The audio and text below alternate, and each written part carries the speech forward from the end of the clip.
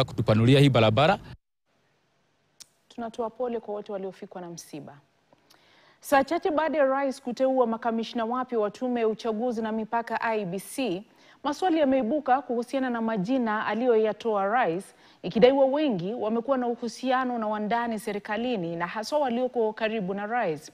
Maswali yakiwa, je, saba hawa watatekeleza wajibu wao kama makamishna wa IEBC bila kuhitilafiana na maafisa wa ngazi ya juu serikalini? Mwanahabari wetu Daniel Kariuki na taarifa zaidi. Tume ya uchaguzi na mipaka IEBC itaundwa upya hivi karibuni baada ya Rais William Ruto kuteua watu 7 kwenye nafasi za makamishna. Na bunge linapoandaa kujadili saba hawa, mengi yanawasubiri yakiwemo chaguzi ndogo za maeneo tofauti.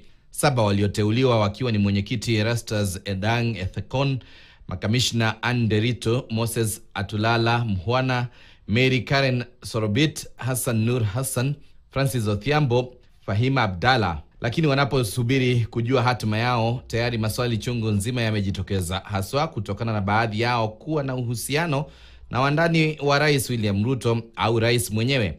Kiongozi wa Wiper Kalonzo Musyoka akidai orodha hii ni ya watu ambao tayari huenda wakakosa kutekeleza utendakazi wao bila mwingiliano wa wakuu serikalini.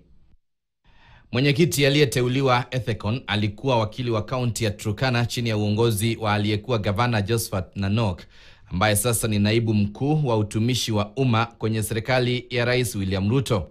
Anderito kwa upande wake ametuhumiwa kuwa wakati anapohudumu kwenye ofisi ya msajili wa vyama, kuna baadhi ya mwelekeo ametoa ulioonekana kufuata shinikizo la muungano wa Kenya Kwanza, haswa akihusishwa na mgogoro wa chama cha Jubilee mwaka 2023 ambapo kulikuwa na madai ya Rais Ruto kuhitilafiana na chama hicho.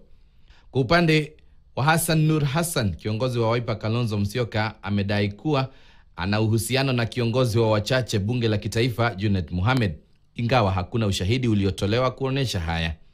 Hata hivyo, Nur ambaye alihudumu kama katibu mwandamizi na kamishna wa mkoa na pia kuwania kiti cha ugavana Mandera mwaka 2022 alikuwa miongoni mwa orodha la watu 24 ambao walikuwa wanachunguzwa na tume ya kupambana na ufisadi EACC, akihusishwa na sakata ya bilioni 1.6 za NYS. Hata hivyo, waliondolewa tuhuma hizo kwa kukosa ushahidi. Francis Othiambo, naye alikuwa naibu chancellor wa chuo kikuu cha TUK, alituhumiwa kuajiri na kupandisha vyeo baadhi ya wafanyikazi wa TUK bila kufuata sheria.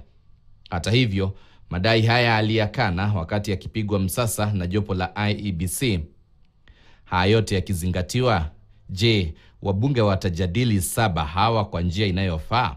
Na je, watatekeleza kazi yao ya IEBC bila kuhitilafiana kwa wakuu serikalini, haswa uchaguzi wa mwaka 2027 ukizingatiwa?